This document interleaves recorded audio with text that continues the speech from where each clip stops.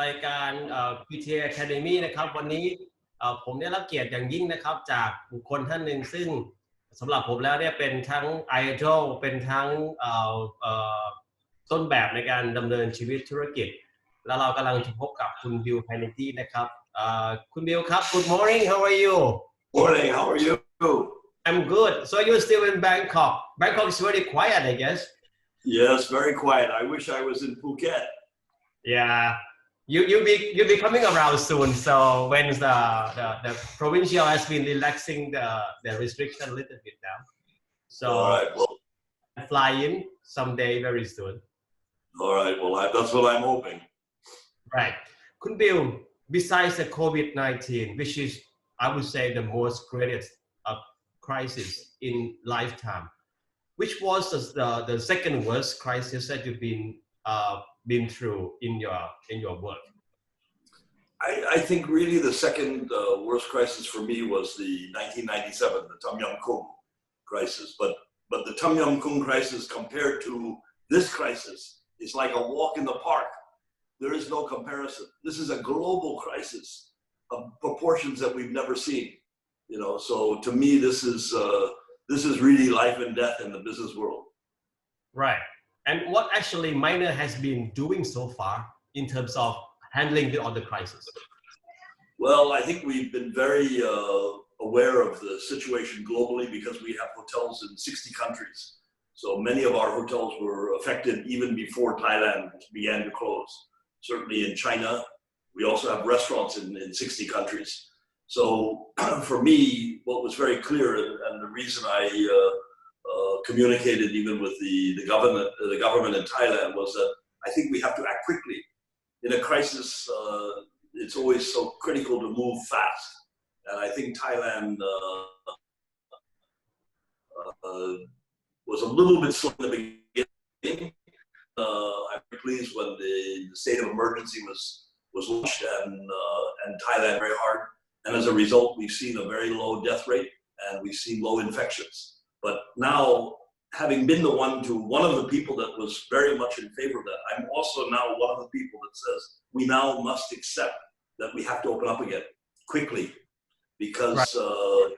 If we don't we will not die from the virus we will die from the economic collapse right and this is much worse than the virus itself the virus is an invisible enemy that we're all have to be very careful of with social distancing not getting together in groups but life also must go on because we won't find a cure quickly it may take a year before we see some sort of immunity or something that will allow us to all be confident of the future but in the meantime if we don't move and get moving again we're just not going to be there I think the fact that we have delayed international travel for another month is acceptable but we now have to be working very quickly the government must work very quickly to identify what will be the criteria to allow bilateral tourism Taiwan is now over will we allow the Taiwanese to come to Thailand will we be allowed to go to Taiwan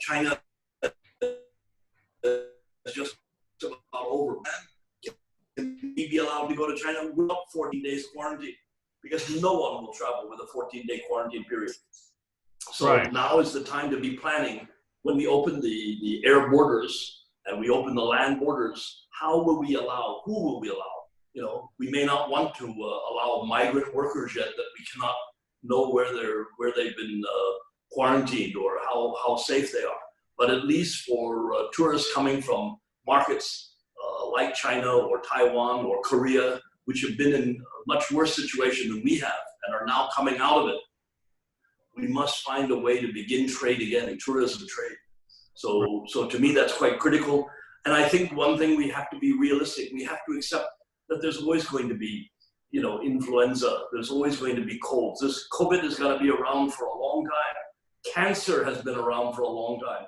more people die from cancer every year than will ever die from COVID so right. We must really be realistic and accept that there's going to be some pain and the government also cannot panic even if we have some further step back because of allowing less crackdown but by allowing less crackdown, we will allow people to get back to work, to be able to get back to supporting their families. This has been very, very painful for many, many people. Right.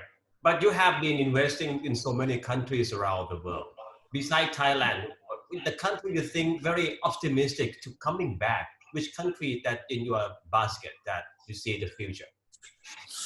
Unfortunately, all of the countries that we invested in are very bad shape. Italy, Spain, Portugal, South America.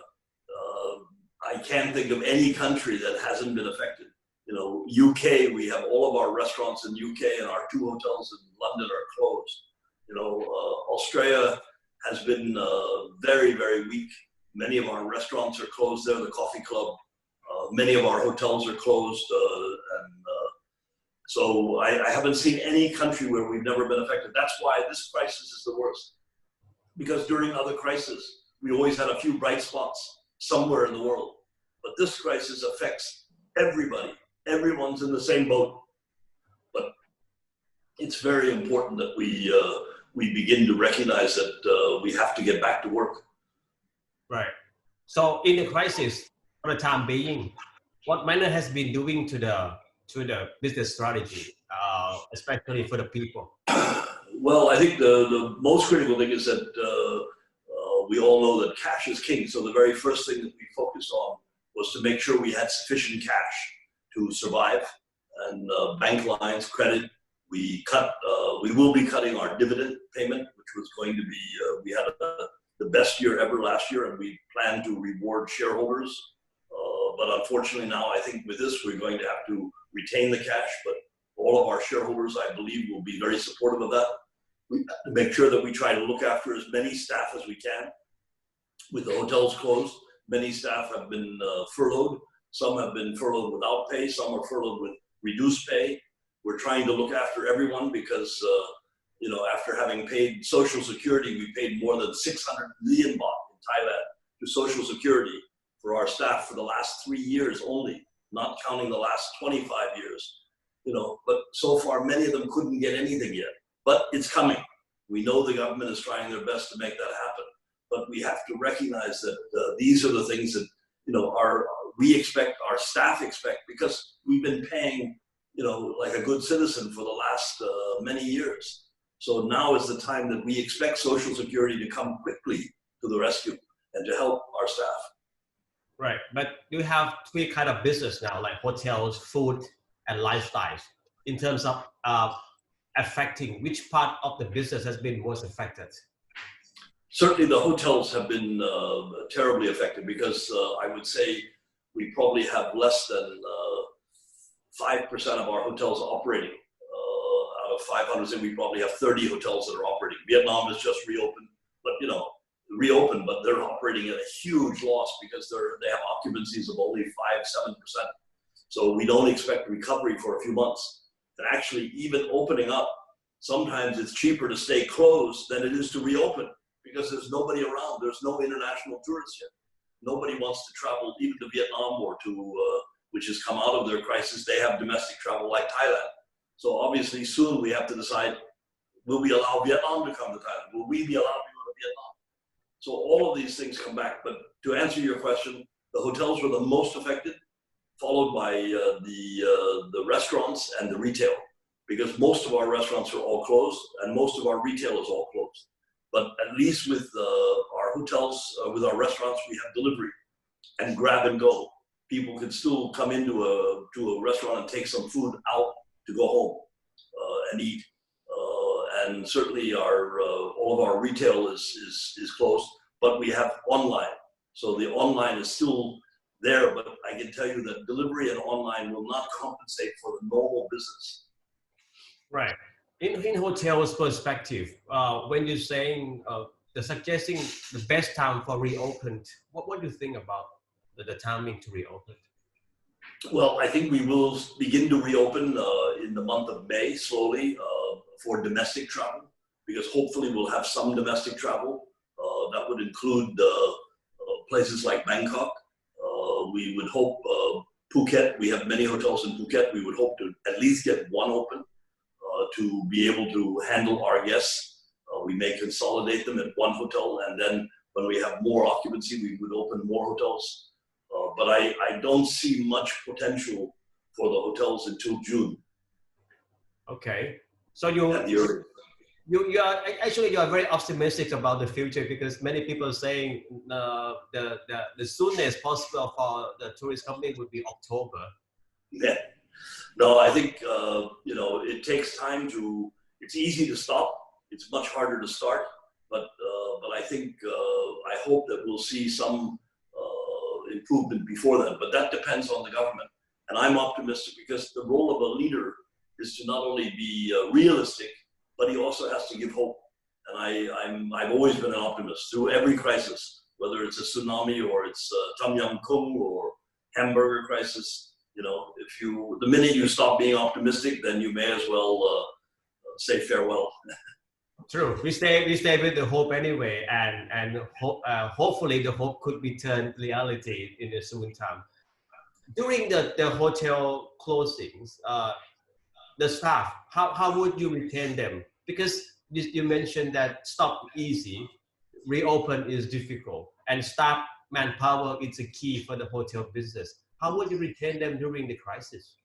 I think most of our staff are very, very keen to remain, and they're happy to work. Even some of them have taken leave without pay. So they're waiting for us to reopen. They know that we'll reopen as soon as we can and bring them back. And this is a crisis where there's nowhere else to go. It's not like you can, in other instances, the best staff are always being sought out by some hotels. At this time, nobody's seeking anybody. So there isn't a lot of alternatives for people. And that's what makes people depressed, is when they don't. For us, we've taken, some staff have taken leave without pay, some staff have taken big pay cuts. But I can tell you, it's not my philosophy. You cannot retain top talented staff if you're asking them to take reduced salaries. So that means that this is a time when we will have to reduce some of our staff because the new norm will be much less than the old norm. We're going to see much less people eating. We're going to see less people traveling. So we have to adjust to that scenario. But the one thing that's for sure is that as quickly as possible, I want to get back to the norm where people are paid normal salaries, paid for what they're doing, and you can begin to seek out the very best talent. The success of Minor over all these years has been because we've been very competitive to always seek the very best human talent, because that's what makes a company great. It's the people in the company. And we have some great people in our company. And it's my wish that we have to make sure that they get rewarded for being great at their jobs. Right. And you just mentioned about the new norms. What would you expect that would be totally changed from the past to the future? I think you're going to see, for example, I think we should all maintain temperature scans. I think sometimes people may have a fever and they don't know it because they're so used to working in the heat or elsewhere. So temperature scans should remain. I think that social distancing should remain. But I think it's until we discover what will the real new norm be. And I'm not sure anybody knows yet. But definitely during this period when we're just emerging, we have to be very careful. I still am very much in favor of the government's actions to keep large groups from forming. But we have to be realistic, to allow people, if they want to walk on the beach, I think we have to allow them to walk on the beach. We may not want them to gather and have a barbecue of 50 people or a party, but at least people should be allowed to use public areas and parks. I think people are very responsible. Very often, governments and leaders, they underestimate the intelligence of their staff, of their people. And I think everyone knows how serious this is. And I don't think you'll see many people wandering around without a mask or trying to get together in big groups unless they're completely naive. And then we have the police and the army to help us to make sure those things don't happen. But for the best part, we have to rely on the intelligence of our consumers, of the people of Thailand. as we will in other markets. Thailand is not the only one facing this crisis. Italy is now beginning to open up. Germany is beginning to open up. And they're going to have bad days. They're going to have days when many people die. They're going to have days when they have new infections. But I think their governments are committed to opening because it's critical to get people back to work. So, right. But you expect the revenue is going down in terms of restaurant because the normal square meters would be reducing the numbers of the people. And I'm also worried that when we impose these kind of regulations, for example, in the shopping malls, if they only allow a certain number of people into the shopping mall, Singapore tried the same thing, and basically, all the stores started closing and going bankrupt because there wasn't enough traffic. I think you have to rely at some point on the intelligence of people that they're going to maintain distances, they're going to use masks. Yes, we shouldn't set chairs too close to each other, that's agreed. But, sometimes, shopping malls are huge and there's so many stores in them and restaurants. I doubt if I saw a restaurant that was so full, I probably wouldn't go in. So, I think that things will balance themselves out. But when we try to enforce sometimes regulations, we find that it backfires on us. We have within hotels, the most common thing was to close all swimming pools. This is, to me, the virus can't live in chlorine. It won't live in the water. And so what we're really trying to do is make sure that we don't have large groups in the pool, not that the pool has to be closed. So we have to be a little bit more sensible, and I think allowing certain acceptance of people's norms, to me, as I said, let people go into the shopping, but I know how to keep my distance. And if I see an overcrowded area, I'm not going to go there. And I think the average person will do that. So we have to allow a little bit of acceptance of the consumer's intelligence. This is not something that nobody knows about. I don't think there's anyone in the country of Thailand that doesn't know about the COVID-19 and doesn't know about social distancing, the importance of wearing a mask, and all of the other things which are our new norm.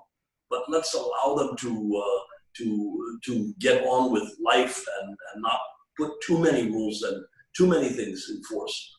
And as I said, we're going to have to accept that until we have an immunization for this, it's going to be with us, just like cancer, just like influenza. You have as much chance of dying in a car accident on your way to the work than you have of dying of corona. So, let's be realists. Not the numbers don't lie. 51 people have died. We lose that sometimes in a weekend on a traffic accidents, but we don't stop driving.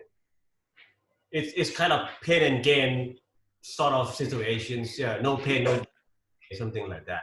Absolutely, no pain, no gain. So we're going to have to accept a little bit of pain now. Right, but in terms of revenue, because you're saying that minor has enjoyed very much the best year last year, would you expect that to return that in? Couldn't go. Look, I lost your sound. You got my sound, right? Now I do. I didn't have it for a minute, but we're going to have the worst year in our history in 50 years. This will be the worst year. How long it's, I'm fairly optimistic that for next year we can get back to the thing. So this year to me is like a write-off. We don't even know how bad things will be because we don't know when tourists are going to come back. We don't know how much drop we'll see in food sales. We don't know how much people will they want to return to shops. Even though you may be open and you may have your restrictions, maybe nobody will come. So it's going to be very difficult. But I think that if we look at it from the point of view that this is going to be a terrible year, then I think we can look forward to better years. So for sure at Minor, we're looking forward to better years. We will announce our first quarter results next month. And then we'll be able to have a clearer picture, I think, of when the markets will be open. But we will have the worst first quarter in the history of our company in 50 years. So we've never seen a first quarter like this. And frankly, January was one of our best months. But February and March were absolutely the pits globally. Right.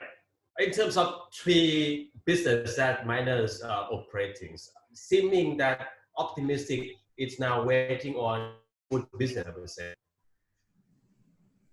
Optimistic, yes. The food business, because of delivery, has got some semblance, but delivery is still not enough to compensate for all of those restaurants and shopping malls and around the country. So it's there, and it's certainly a big business. And we like to think that we're the market leader in Phuket and most provinces around Thailand, and that's been very helpful.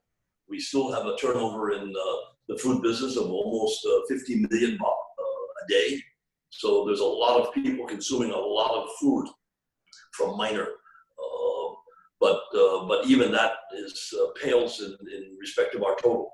And in other places like London, we have no delivery. Benihana doesn't deliver. Zuma doesn't deliver.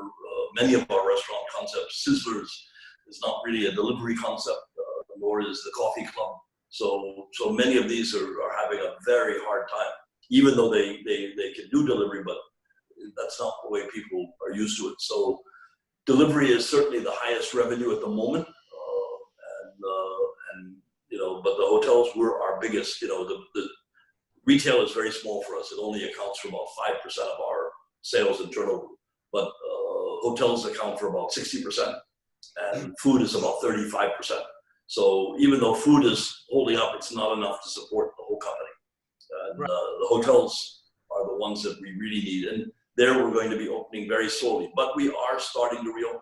We'll probably get one hotel open in Madrid, one hotel open in Barcelona, one hotel in Milan. All through Europe, we're starting to reopen. Amsterdam, I think, is already open, but there's nobody there. So even though they're open, there's nobody there. We're still losing money, but at least we can see that, as soon as travel is allowed, first we're going to get domestic travel in Schengen or the EU.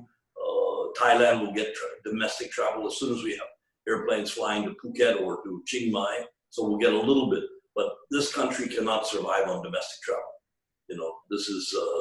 That's insufficient. So the biggest thing to me is the concern on how and when will the government be able to set up a policy of allowing travel to resume, recognizing that we will have a few risks once we open up the borders.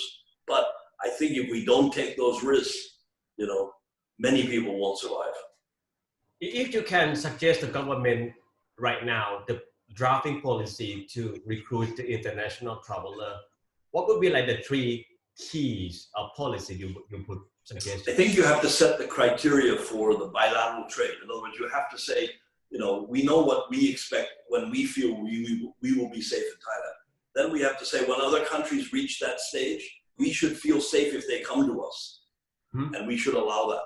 So, right. To me, we have to establish our own safety net or parameters. And then we should allow, if other countries can meet that, we should allow them to come to us and we should go to them and allow trade to begin.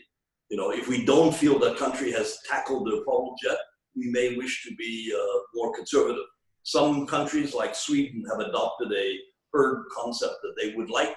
They'll let people get infected. People are going to die, but they're trying to protect the older people. And that is one of the most important things we have to protect in Thailand, is our older people, because they're the most susceptible, or people that have ailments, blood pressure, high blood pressure, or not healthy in other ways, so that we have to look after them.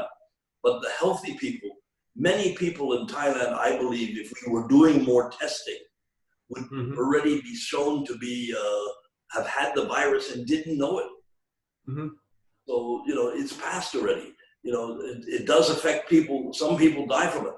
We've lost hundreds of thousands of people that have died from this virus, but many, many hundreds of thousands of people have had it and survived, and many of them didn't even know they had it. They stayed at home. They were sick. When you're sick, you should stay at home and wait till this passes. It's no different than a cold or anything else, but it can be more severe. It can be more contagious. So we have to use our intelligence. In the past, it was always a sign of pride in Thailand when people come to work when they're sick. And I tell my people, please don't come to work when you're sick. Stay home. Don't do that. But they would say, well, I want to come to work, I want to help, I want to do something. But that's not the time to help or do something. So for me, I think it's, again, going back to the government that has to establish these parameters and open up as quickly as possible and as safely as possible. Right. But don't delay. Don't delay. So act fast with precaution. That's correct. Right. Let me go back when it's a very good days in minors. You've been taking over so many hotel brands like Tivoli and NH. What were you thinking at that time by acquiring all those brands into minor? We were thinking that for our staff and our shareholders, we should be diversifying our risk instead of being limited to just one country like Thailand or Southeast Asia or ASEAN. We thought that by spreading the risk, we never anticipated a pandemic. We never anticipated that all the countries would go quiet at the same time, and go into lockdown. So as a result, suddenly, instead of losing money in just one country like Thailand, we're now losing money in 50 countries. So, but in the good times, when things are good, then you're potentially, you can make money in 50 countries. So there's there, it came for us at a time when we had just bought NH. So fortunately for us, our financial position isn't so bad. We sold five or six hotels just in the last 3 months of last year. So we were very lucky that we sold those hotels and we managed to get the profits from that. We still manage the hotels, but we don't own the assets. Our problem, not really a problem, but we own many hotels. We're not just managing them. People like Marriott or Starwood or Intercon or all they do is manage. They don't own anything. They don't build anything. They're asset-light companies. We are unfortunately a bit of an asset-heavy company. So we own many of the hotels that we have around the world. So it's a double whammy for us. Not only do we have to support the staff, but we have to support the hotel, the bricks and mortar. But you also work with many international hotel chains like Sandwiches, like JB Marriott's. What those guys saying to you during the crisis? That's a subject of my personal view. I don't see a lot of leadership. We don't get a lot of information. We don't get a lot of details. They tend to say, look to us for what we're doing in Thailand rather than we look to them. So I'm sure that there's many people that have Four Seasons and Starwood and Marriott and things of that nature. But unfortunately, I have to say this is not when they're best in a crisis. They're very big organizations that move very slowly. And because they're also globally, they don't look that closely at Thailand. They look closely at the world. For us, of course, we look closely at Thailand and the world. So, and many of our owners appreciate the fact that, we own assets too, just like them. For Marriott, if they're, or any of the hotel management companies, I shouldn't isolate anyone. For them, whether you open or close doesn't make much difference. They may not get their fees. And they may want you to open as quickly as possible, but that's because they don't suffer the loss. The owners of the hotel suffer the loss. So there has to be a balance between when is the right time. And that's what we're also suffering from, even for our own hotels. There's no benefit to opening quickly if there's nobody around, because we're just going to lose more money. So, and that's not the way to survive. Right. You mentioned about when you reopening, you expect not too many traffics in your hotels. Would you think that there would be like price cutting, price dumping in Thailand?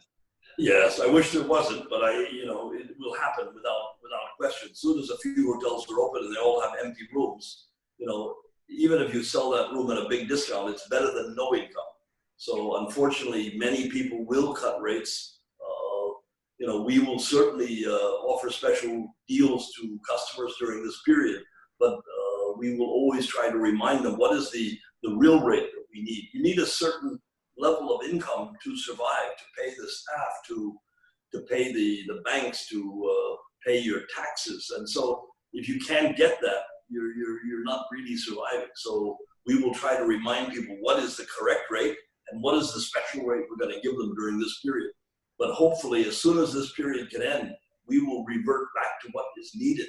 You know, we're not going to be able to ask our staff to take no salary or reduce pay cuts once the markets reopen. So everyone has to get back to a little bit of the old norm, even though the new norm may be less revenue, and we may have to adjust some salaries and things. But at the end of the day, people need to be paid. Banks need to be paid. You know, creditors need to be paid. If you provide a service, you must get paid. People don't like the idea that they provide a service and then you give them you ask for a discount. Right. OTA has been a big major players in hotel business. What do you think about OTA, the current currency and the future of OTA? Well, I think that's one of the things that probably is beneficial to the hotels, because if I have to make a booking now, I'd rather book direct with the hotel, because I know that I can talk to them if there's a problem or a cancellation, and they're probably a little more reasonable than taking a chance, paying my money and hoping for the best. Who knows what will happen? Will airlines stop? Will there be a second wave? So I think a lot more people will deal directly with hotels now than through OTAs. I think also a lot more people now are much more aware of the dangers that lurk in our world that we don't see, viruses, bacteria. So I think people will also go drift back and focus more on brand names. You know, do you really want to be in Airbnb, somebody's house who you don't know whether they've sanitized, you don't know who's been in the room, you don't know what safety precautions. We have hundreds of steps that we now take in our restaurants, in our hotels, to ensure the safety of not only our guests, but our staff. The staff are extremely important to us. You know, we haven't had one death. You know, we have 80,000 people working for us. But as far as I know, all over the world, we've not had one person to die from corona. Not one. We've had a few people that have had it, but all of them have been cured. So, you know, to me, that's why I'm also optimistic about this. You know, of all the things I would expect, you know, we lost more people, more of our staff in the tsunami. We've lost more staff to motorcycle accidents, you know, in 1 year than we've ever lost to corona. Right. So there would be the questions from the audience right now, starting to, so I may pick up some of the good questions and asking to you, okay? All right. Questions: when do you and your team see domestic and international MICE returning? That's going to take time, because again, international MICE first can't return until we just get regular tourism. So I think for MICE, I don't see anything happening really before the last quarter, if the last quarter. Assuming that the world is beginning to return to a new norm, we might see something in the last quarter. I would be more optimistic for 2021. Right. Well, that's long, and a year from now, you say. Yeah. But it's not going to be back. So when you say returning, is it coming back like I think we could expect that I would expect to go after all of those MICE bookings and things that we didn't get this year for next year. I think there's a chance to have it for next year. You know, I've looked at research that says that technically everyone should be over the curve, the flattened curve, including Sweden, by the fourth quarter. So right. That's just research. Nobody guarantees anything, but the indications are, as you look at all of this and you measure what's happening in the world, by the fourth quarter, most people should be past this virus, but it's still going to be around. You're still going to have people that get sick. You're still going to have people that, you know, need to go on a respirator or whatever. But, you know, at the end of the day, it's not a huge death rate. You know, more people are dying from other things, cancer, you know, you name it. Right.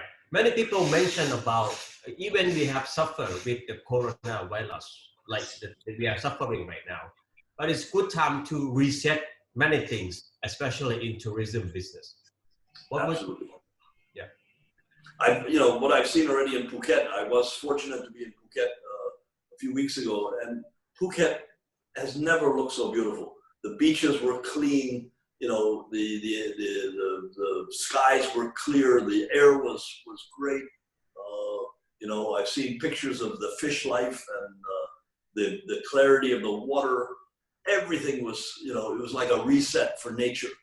And so I saw more animals. We had hornbills at the Anantara Layan. We had squirrels. We had more wildlife because there aren't any people around to scare them or keep them at bay. So they were really coming out and enjoying life again. And it's the way you like to see any country. So, you know, it is a big reset for the country, and for us with so many beautiful natural environments and beautiful locations in Thailand, whether in the mountains or in the south, you know, the beaches.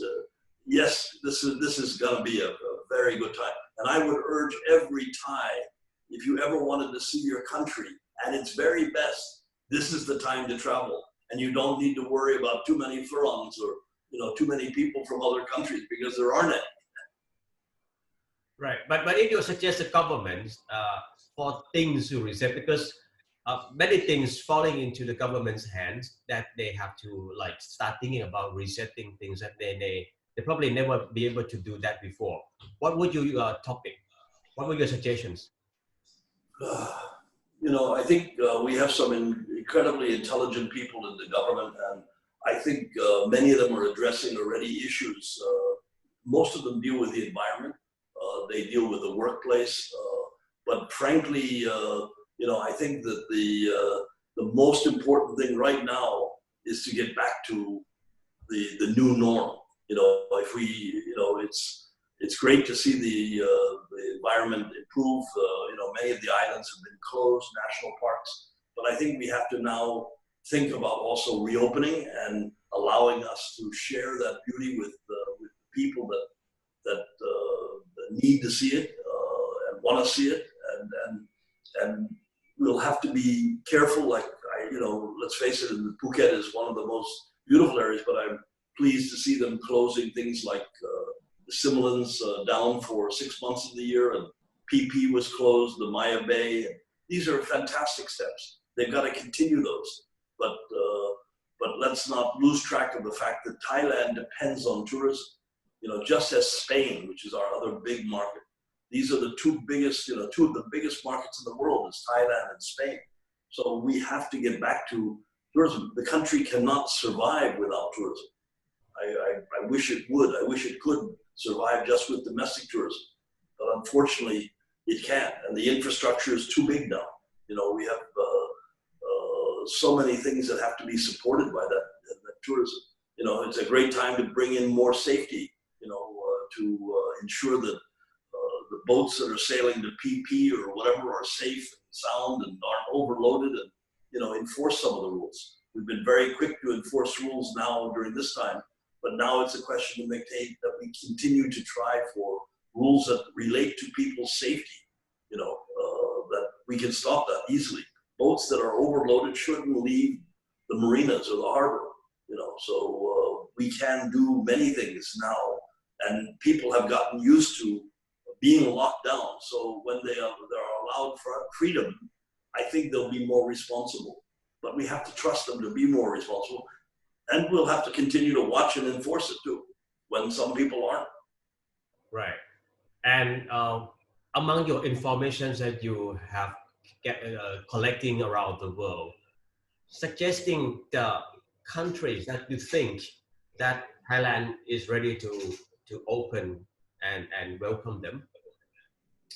You know, I think to me the two that come to mind very quickly are Taiwan and Korea, because they've done a lot of testing. You know, one thing which I'm not sure that we have done enough of is testing. You know, Singapore went through a terrible incident because they found that many of their cases were with migrant workers. We have a lot of migrant workers in Thailand.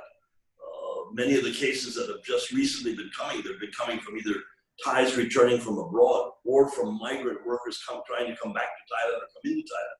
So, but we have to do a lot more testing. And testing is not bad. It may tell you bigger numbers, but it also tells you where it is and how you can slow it down. You know, we've had incidents, you know, well publicized in Phuket, but then they can quickly, once they tested and they found a hot spot, they can close the hot spot, you know, and people will accept that, I think. But don't close the whole country. Try to close the hot spots. Try to close the areas where you have leakage of potential people that will carry the COVID-19. Would you feel that Thailand has been sort of over tourism from the past? So, say that again. Would you think that Thailand was like having over tourism from the past? Yes, there's no question. I think many of the hoteliers and the airlines, we would tell you that we would rather have fewer people that spend more money than lots of people that take advantage of not only the infrastructure but even the environment, and overcrowd, the Similans or some of our national parks or some of the beautiful areas that get spoiled because there's too many people, and so certainly I would like to see Thailand have more quality tourists, and this is a very good time to be able to only open up to those sort of people. The Maldives is very interesting. They're thinking of opening, but they'll only open to people with private jets because they can screen them. They know which island they're going to be at. They're going to take only high-end tourists, and they're saying one private jet can equal one Boeing 737, but it may only have 3 or 4 people on it, but they'll spend the same amount of money, believe it or not. And private jet travel is something that is very close to my heart, and I've tried to get people to understand that this is a very important thing for Thailand because it brings the most important people, the highest spending people come by private jets. But very often we don't treat them any differently than if they're a mass group tourism coming from some country with a flag and they're following a flag. We treat them the same, but unfortunately they may spend a lot more money, and if they bring their friends, Thailand will not only benefit with tremendous tourism, but will not see so much crowding at our attractions and environment. That's why I'm saying for Thailand, for Thais to travel right now is the best time. There's nobody there. So this is the time when we can really see our country at its best. But when many people rely on the Chinese on the tourism, and they would come as a big groups. What is the balancing between the luxuries and the massive? Because Phuket, we enjoy 14.4 million passengers last year, and to get back to normal in terms of economy, of course we somehow rely on sort of mass tourism. What do you think about this principle? I think you have to be very responsible, and many countries do it by enforcing a minimum spend. They don't allow $0 tourists. In order for tourists to come in, they have a minimum spending pattern. Our problem is that very often we saw a lot of those tourists that came, but they never spent any money in Thailand. All the money was spent to their agents abroad before they ever came, and then they just negotiated to spend the least amount of money, and maybe even that money was being spent in hotels or restaurants that were owned by those countries. So we have to I think ensure that we're focused on the right tourists and get them in. And as I said, many countries have been able to do that by enforcing certain spending levels, certain taxation that ensures that we can look after the environment. And those are the sorts of things that we've got to also pay more attention to. Right. You have also invested in China, and any signal from Chinese travelers ready to fly out? I think the research that I've seen, that Chinese travelers are dying to come back to Thailand. They're really literally lining up to come, but until we allow them to come, it's going to be there's no opportunity. But China is probably the one that we need to look at opening first. They were the first into this crisis, and they're the first out of the crisis. And I think I would rely on them. They're still going to have a few cases, and we're going to still have a few cases. But at least we should be able to handle them together and responsibly. Today with mobile phones, everyone who travels on an airplane or comes to anywhere, almost virtually everyone has a mobile phone. So now we should be using that to track people. Yes, you may lose a little bit of privacy, but I think it's very important when somebody comes into Thailand, we know where they're going, and if they should come down with a fever 2 weeks later, we know how to track them. We know from their mobile telephone numbers. So we should be able to then know where they went, where they visited. And so there's ways that we can be responsible. We can take the temperature of everyone coming. We can know where they're staying. We can enforce it, but then you better be careful because many Airbnb you don't have to register. But in every hotel in Thailand, you have to register where you come from, where you're going. You have to sign the register. That's where, again, the hotel companies with hotel licenses, and we know there are many companies that don't have hotel licenses, that's where you want to support them. But the government in the past, with all due respect, hasn't been able to crack down on all the hotels that don't operate to the same safety requirements, to the same registration requirements. And this is now a security risk, not only from terrorism, but from the terrorism of a virus. So it's critical to make sure that those things happen. It's critical not to have illegal hotels taking guests from China or wherever. It's not appropriate to have buildings that are designed as condominiums or apartments to operate as hotels. They don't have the safety procedures. They aren't disinfected properly. These are the things that everybody has to be more careful. And I think they will be more careful. I think we'll see a lot more pressure on where the Airbnbs or, homestays is a great thing, but you've got to also feel comfortable that your homestay is safe. Right. TAT has been saying sometimes that the tourism from international would come only the vaccines is available or immunity is being amongst the people. Do you think that we have to wait that long? If we do, I give up because I don't know how long the vaccine is going to take. So I think we have to be realistic. If we wait for a vaccine, then we won't die from the virus, but we will die from the economic malaise that we will have seen. There will be, it will be a terrible disaster if we wait for a vaccine. We don't have a vaccine for many things today.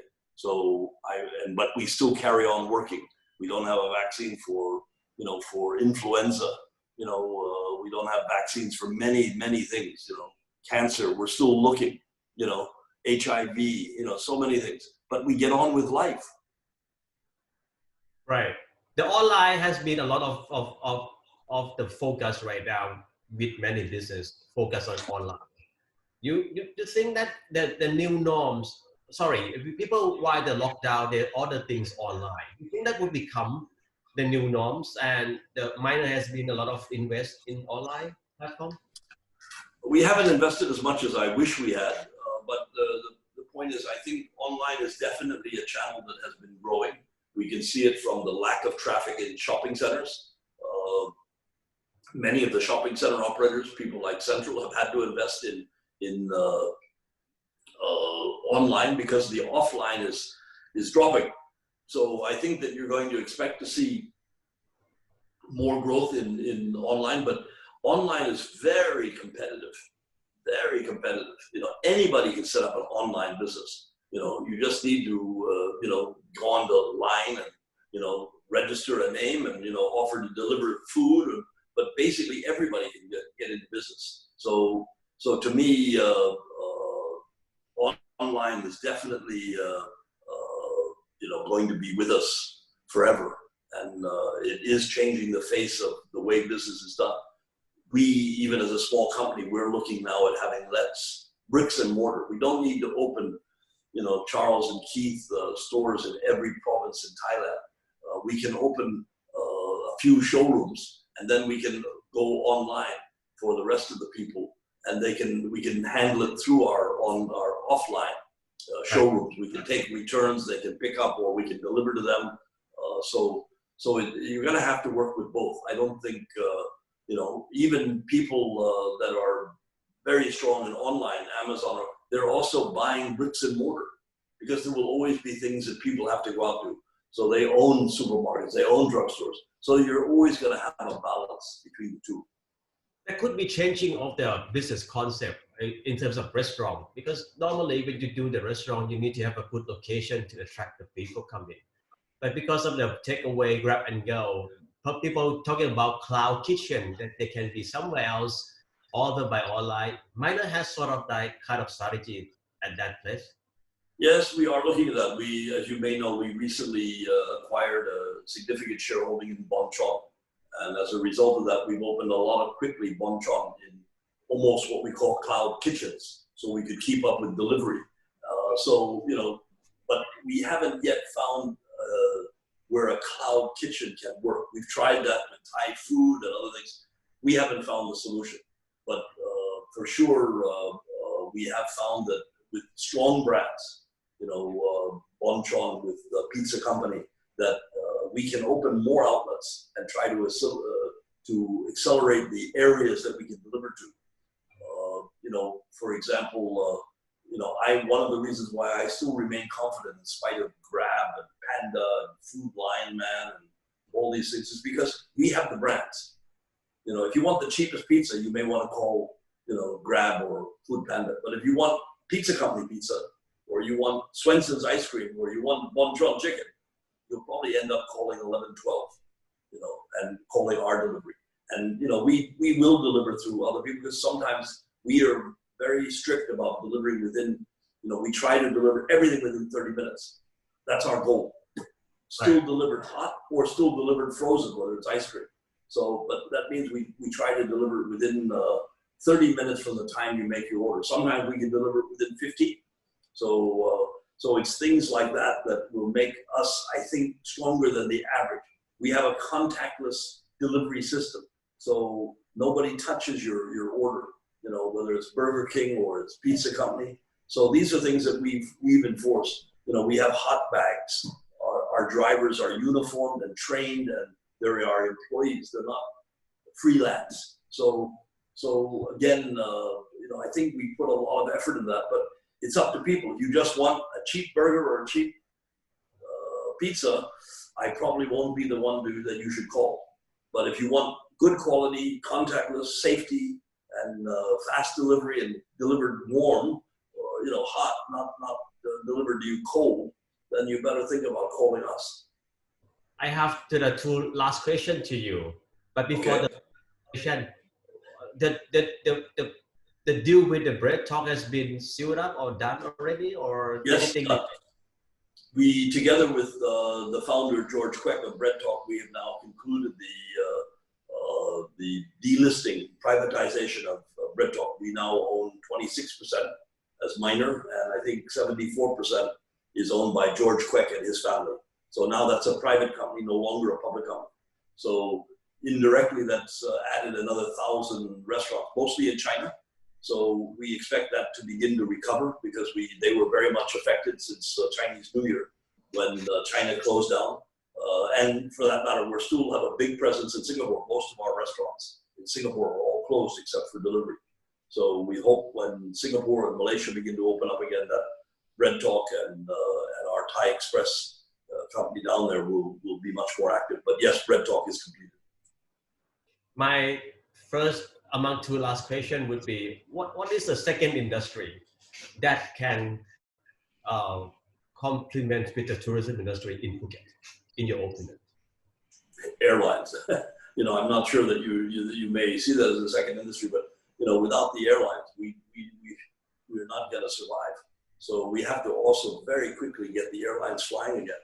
And you know, it's going to be very difficult because some airlines, you know, AirAsia, the low-cost airline isn't built on the idea of having, you know, lots of seating. You know, it's not a business class airline. So to have a middle seat not occupied may mean that their model doesn't work.